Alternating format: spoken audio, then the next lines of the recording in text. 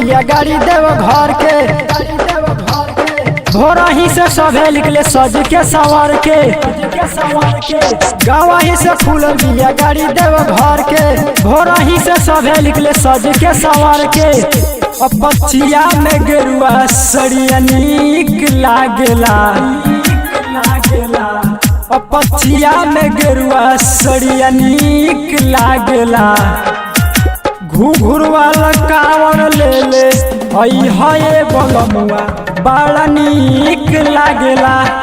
घुघुर वाला कांवर ले ले है बलमुआ बड़ा नीक लागेला। बड़ा नीक लागेला। Mix by DJ Kanchan Raj Muzaffarpur.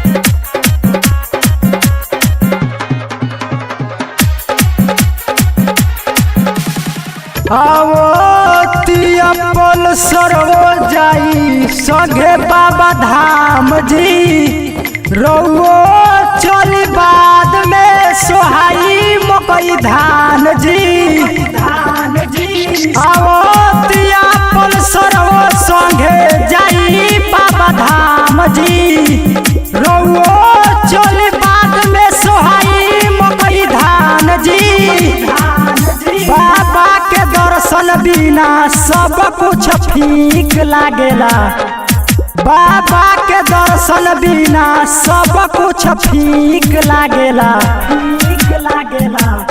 घुघुर वाला कांवर ले ले है बलमुआ बड़ा नीक लागेला। घुघुर वाला कांवर ले ले है बलमुआ बड़ा नीक लागेला। Mix by DJ Kanchan Raj Muzaffarpur.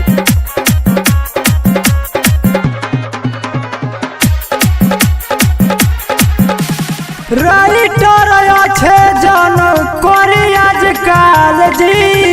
बाबा के कृपा से खेले गोदिया में लाल जी। बाबा के कृपा से खेले गोदिया में लाल जी।